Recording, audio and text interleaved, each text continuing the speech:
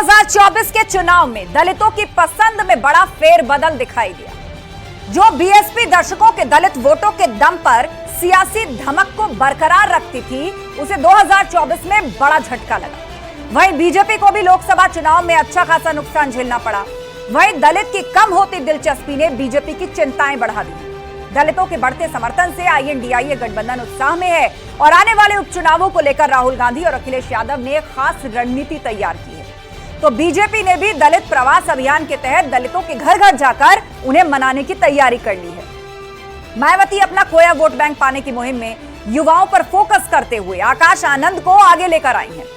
लेकिन खास बात यह कि क्या दलित नेता के तौर पर उभरते चंद्रशेखर रावण जैसी मेहनत आकाश आनंद कर पाएंगे और कारगर साबित होंगे? आज इन्हें तमाम पहलुओं के इर्द गिर्द होगी महाबहस। पहले ये रिपोर्ट देखिए।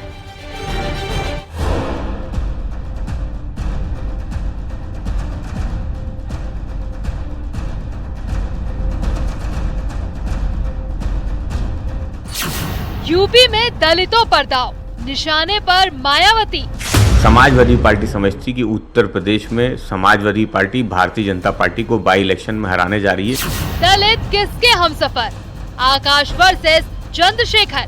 कांग्रेस पार्टी समाजवादी पार्टी के कार्यकर्ता सभी 10 की 10 विधानसभा की जो उपचुनाव की सीटें उसमें पूरी ताकत से चुनाव लड़ेंगे और भारतीय जनता पार्टी के पास जवाब नहीं है, उनको हराने का काम करेंगे। दलितों के घर जाएंगे, रूठों को मनाएंगे बीजेपी कांग्रेस। लेकिन हम लोग पूरी तैयारी के साथ और अपने पूरे कामकाज के साथ और माननीय प्रधानमंत्री जी का जो संकल्प है विकसित भारत का, उस संकल्प के साथ जनता के बीच में जाएंगे। दलित साथ आएंगे, बिगड़े समीकरण बनाएंगे।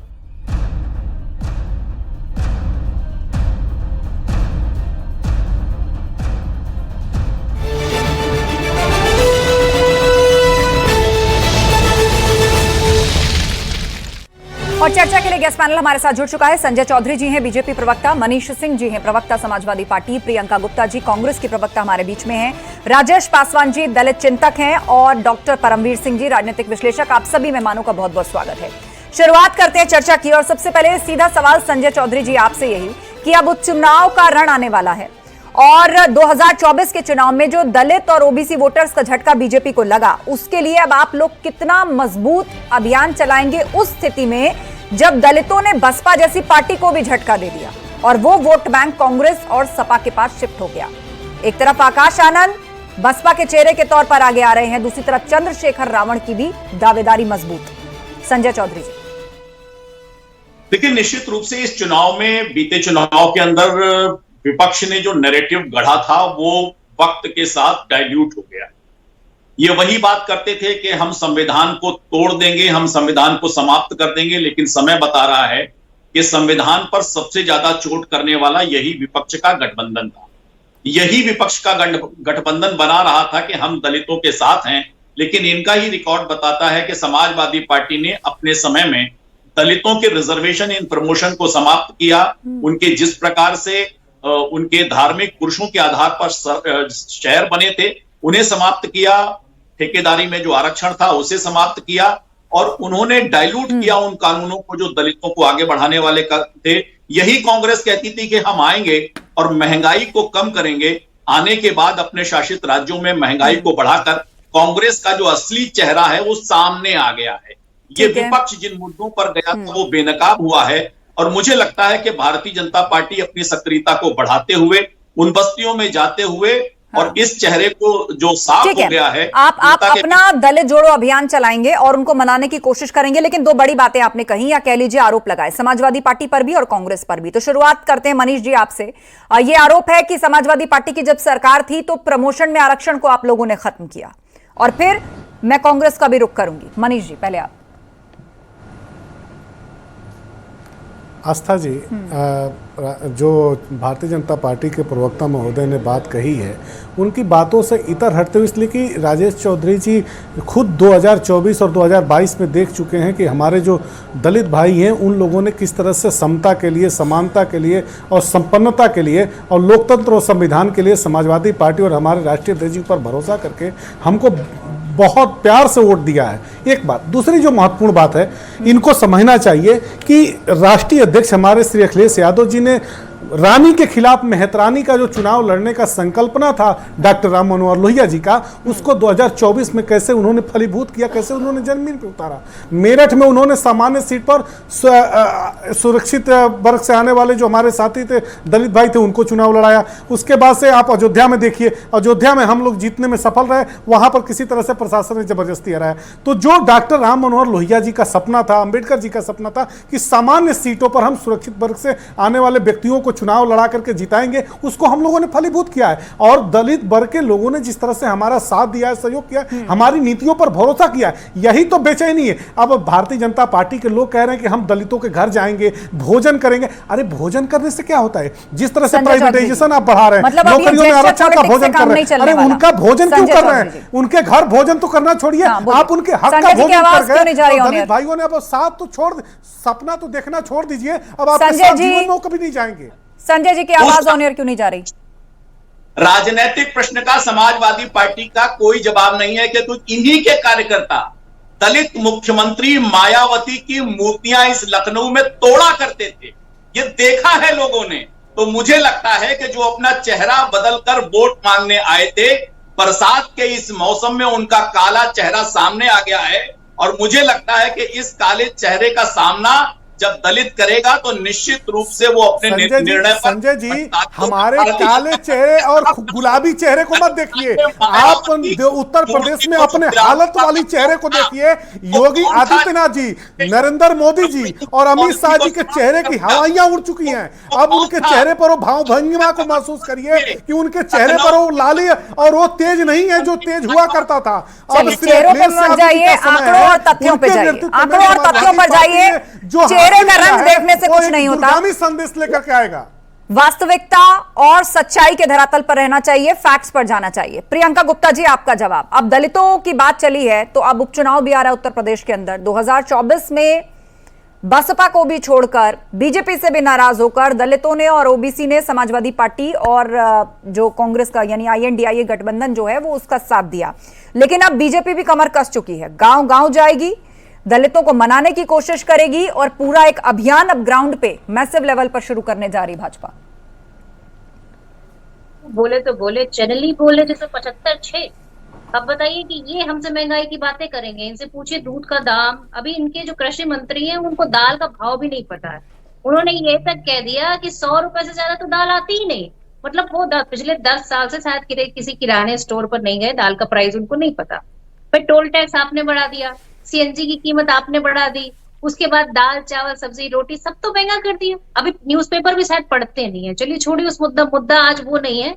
मुद्दा आज ये है कि भारतीय जनता पार्टी का चाल चरित्र चयन इस बात से साफ दिखता है कि जो दलितों को मिलने वाली स्कॉलरशिप थी, जो अति पिछड़ा को मिलती थी और अल्पसंख्यकों को मिलती थी, उसमें लगभग 1,18,00,000 बच्चों को पिछले 3 से 4 साल में वो राशि नहीं दी गई। क्या रीजन रहा? क्या ये चाहते नहीं कि दलित का बच्चा पढ़कर आगे बढ़े? इनकी मंशा इससे साफ है कि ये दलितों का अधिकारों को छीन रहे हैं। और ये वो दलित होते हैं जो गरीब होते हैं, जिनके पास ये सुविधाएं उपलब्ध नहीं होती कि वो फीस भर सके। एक तो कॉलेज में फीस भरने का दबाव रहता है, दूसरी तरफ ये दबाव रहता है कि उनकी स्कॉलरशिप आती नहीं है। और इस तरह से उनके कॉलेज में भी उनके साथ ऐसा बर्ताव होता है कि कई बार तो उनके फॉर्म जमा ही नहीं किए जाते। तो इस तरह की चीजें भारतीय जनता पार्टी की सरकार में हो रही है, तो इनका जवाब देना चाहिए। स्कॉलरशिप पे इनका क्या जवाब है? दूसरी चीज, इनका खुद का जो दल जिसके साथ इन्होंने केंद्र में सरकार चला रहे हैं, अपना दल की बात कर रही हूँ, उन्होंने खुद इनके ऊपर आरोप लगाया है कि सरकार में जो है दलितों के साथ में पार्शियलिटी हो रही है। जिस तरह से उनको जो हक मिलना चाहिए सरकारी नौकरियों में, उन्हें अयोग्य घोषित कर दिया जाता है। तो आप बताइए उस पर क्या जवाब है? तीसरी चीज ये बताइए कि जो 400 पार का नारा था। ठीक है प्रियंका जी, एक बार जवाब ले लेते हैं, उसके बाद मैं दलित चिंतक का भी रुख करूंगी और राजनीतिक विश्लेषक से भी हम इसके मायने समझेंगे। संजय जी बोलिए। देखिए, जो आधी चीज सुनकर आधी को भूल जाते हैं और आधी को याद नहीं रखना चाहते, वही ऐसे सवाल करते हैं। मुझे लगता है कि अगर अपना दल के राष्ट्रीय अध्यक्ष के पत्र का याद होगा तो उसके बाद जो सरकार का जवाब है वो भी कांग्रेस के प्रवक्ता ने सुना होगा, समझा होगा, जाना और पहचाना होगा, उसके मर्म को माना होगा। सरकार की तरफ से स्पष्ट किया गया कि उन्होंने भ्रमवश स्पष्ट कहा, हमने सरकारी आधार पर क्या स्थिति है और कैसे हम और बेहतर आधार पर पिछड़े और वंचितों को आगे बढ़ा रहे हैं। चलिए, ये सारी सफाइयां आप लगातार देते आए हैं।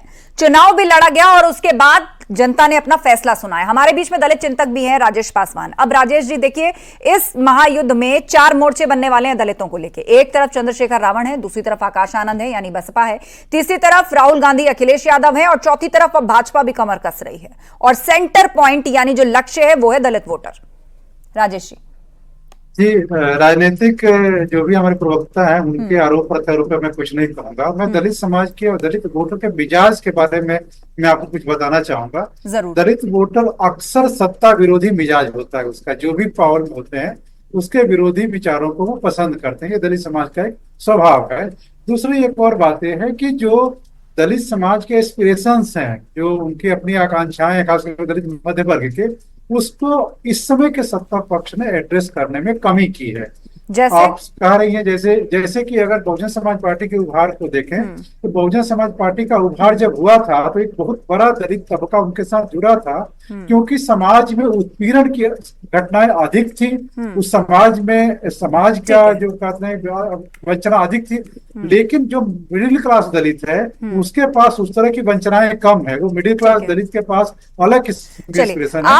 उसको एड्रेस करने के लिए सत्ता तंत्र नहीं करा। आर्थिक आधार पर जो पूरा दलित वर्ग है उसकी सोच क्या है, उसके माध्यम से आपने समझाने की कोशिश की है। लेकिन बसपा के लिए कहा जाता था कि बड़ा साइलेंट वोटर है, उसका साथ नहीं छोड़ता या छोड़ेगा।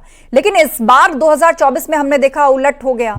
आकाश आनंद आगे भी रहे लेकिन चंद्रशेखर रावण भी एक फैक्टर बनकर के उभर गए। उनकी भी फॉलोइंग बहुत ज्यादा है। आप देखिए पश्चिमी उत्तर प्रदेश के अंदर। मैं लौटूंगी आपके पास राजेश जी, लेकिन इस बीच एक विशेष मेहमान भी हमारे साथ जुड़ गए हैं। बाराबंकी से कांग्रेस सांसद तनुज पूनिया जी हमारे बीच में। बहुत बहुत स्वागत है तनुज जी आपका न्यूज 18 पर। तनुज जी, मेरा सीधा सवाल यह है कि उपचुनाव में यूपी के दलित वोट के लिए आपकी चंद्रशेखर रावण और मायावती से सीधी टक्कर होनी तय है। क्या प्लान इसका आपके पास है? देखिए, प्लान तो वही है जो हमेशा से रहा है कांग्रेस पार्टी का। हम लोग जनहित की बात करते हैं, हम लोग समाज के हित की बात करते हैं। कहीं भी कोई हादसा होता है, स्वयं राहुल गांधी जी, प्रियंका गांधी जी, हमारे प्रदेश अध्यक्ष, और हम लोग खुद उसके मुआयने पे जाते हैं, सांत्वना प्रकट करने, उनके लिए न्याय की मांग करने जाते हैं। तो जब समाज के लिए कोई लड़ाई लड़ेगा तो ये जनता अपने आप देखेगी। हम बहुजन समाज पार्टी माननीय मायावती जी के अंडर में उसने समाज की बातों को सुनना बंद कर दिया।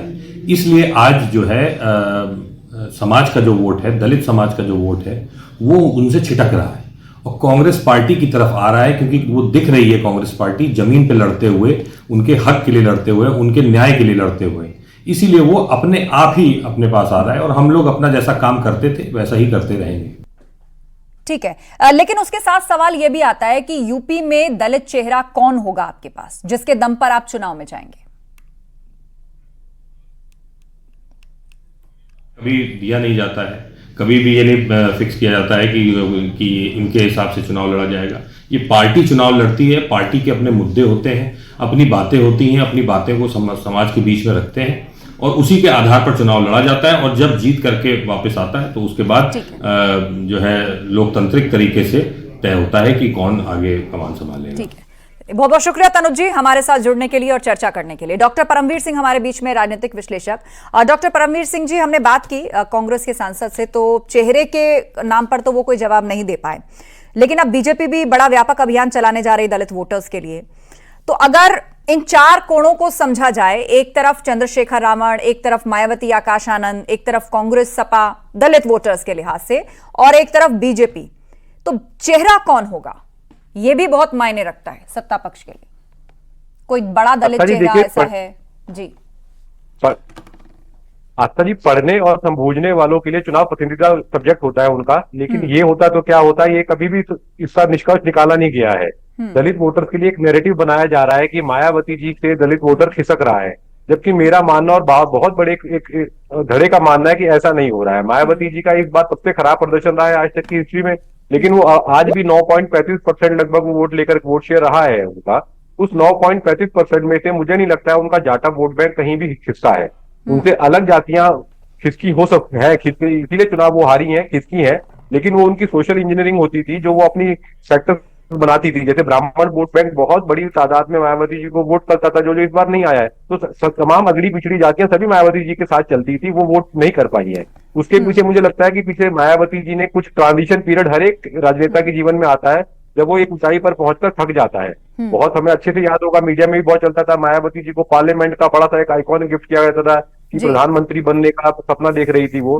लेकिन इस बीच में वो नीचे का गिरावट आना ये तय था। दलितों ने झटका दे दिया, लेकिन झटका बीजेपी को भी लगा, उसकी अपेक्षा के अनुरूप वोटर ने साथ नहीं दिया। देखिए, ऐसा केवल झटका बीजेपी को नहीं दिया है, ना केवल मायावती जी को दिया है। यूपी में 16 ऐसी लोकसभा सीटें थी जहां पर वोट परसेंटेज, जहां पर बीजेपी जीती, मायावती जी का कैंडिडेट, बीएसपी कैंडिडेट उससे ज्यादा वोट लेकर गया था।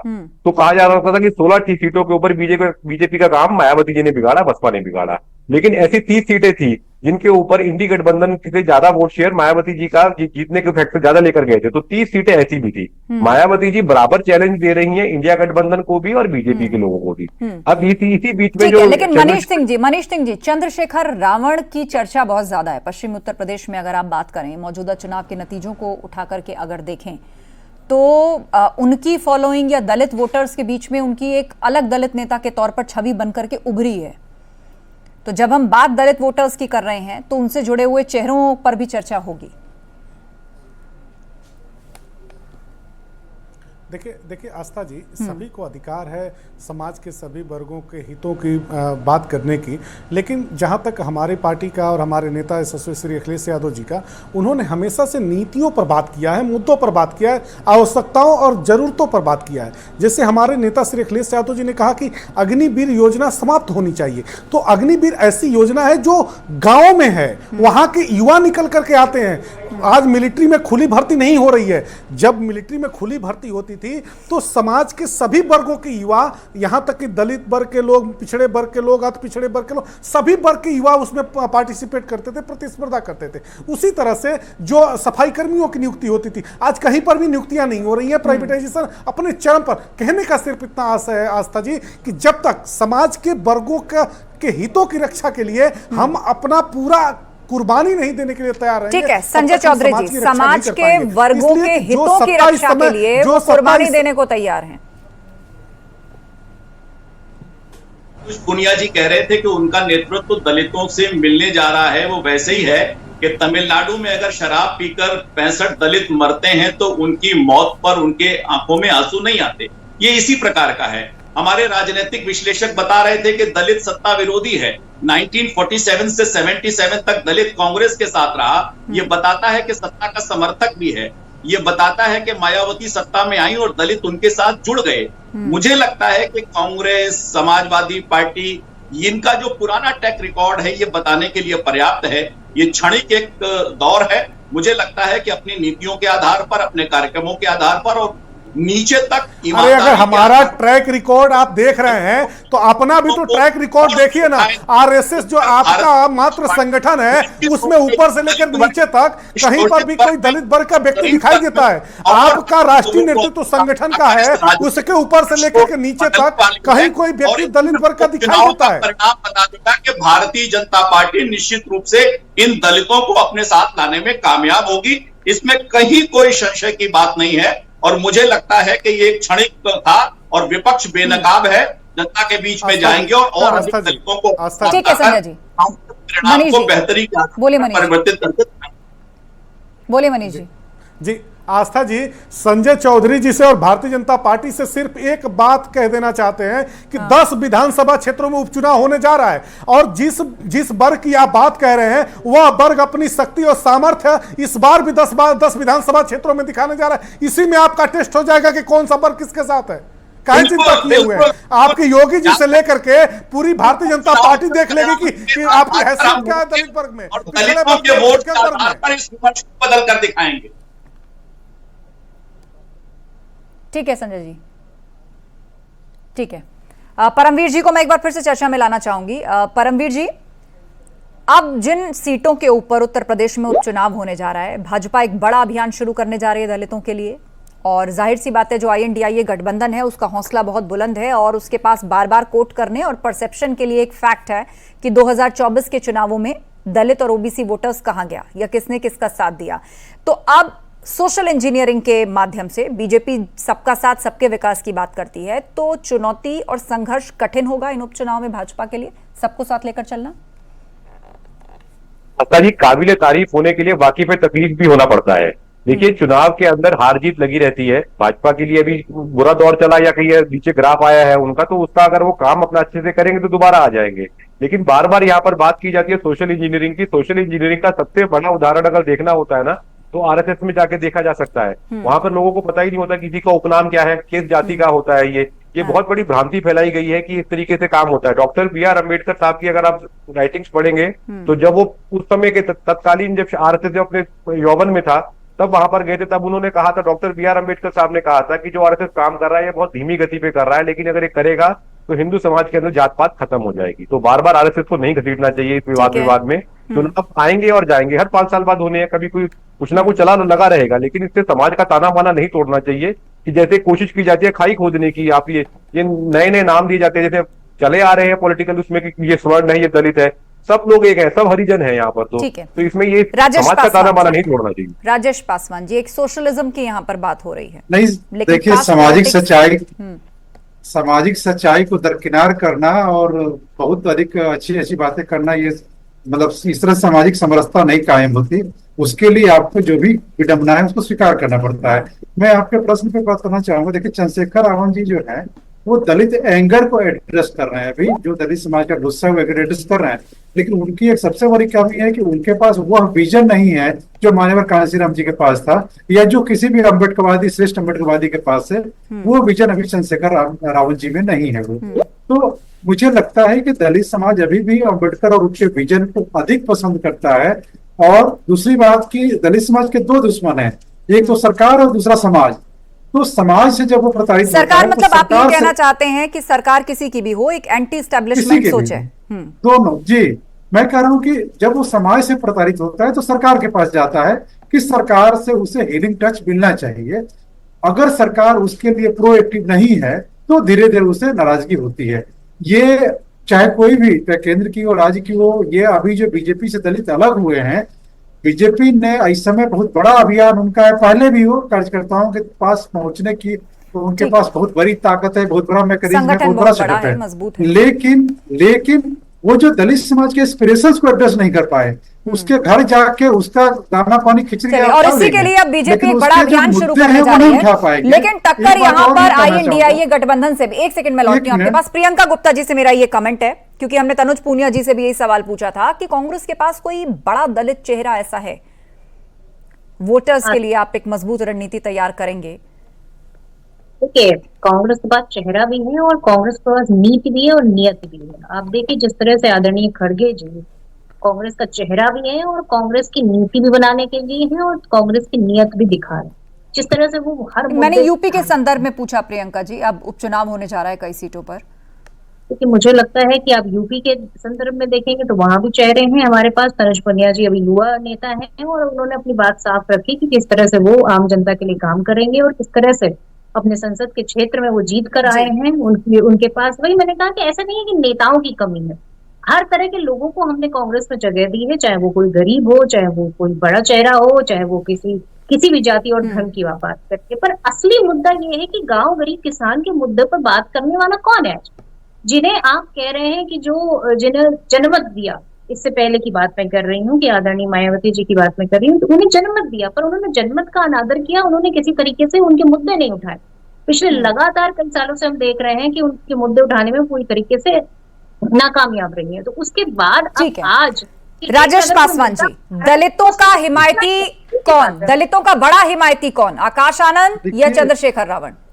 देखिए, जितने बड़े दल हैं और उनकी पार्टियां हैं, उनके जो दलित नेता हैं वह समाज में आकर के अपनी पार्टियों की वकालत करते हैं, बीजेपी, कांग्रेस, सपा, बसपा, ये सब की।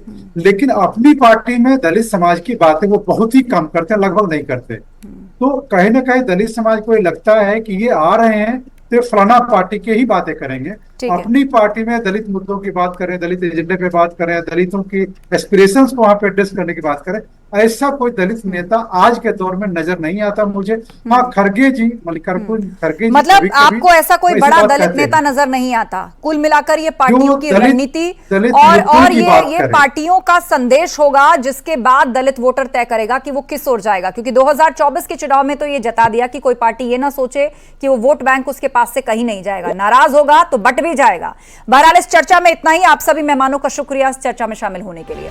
तो जो बसपा दशकों से दलित वोटों के दम पर सियासी धमक को बरकरार रखे हुए थी, उसे 2024 में झटका लगा है। बीजेपी को भी अच्छा खासा झटका लगा है, नुकसान उठाना पड़ा है। तो वहीं दलितों की कम होती दिलचस्पी ने बीजेपी की चिंताएं बढ़ाई हैं। दलितों के बढ़ते समर्थन से INDIA गठबंधन उत्साह में है और आने वाले उपचुनावों को लेकर सभी पार्टियां और नेता अपनी अपनी रणनीति अब धार देने में लगे हैं।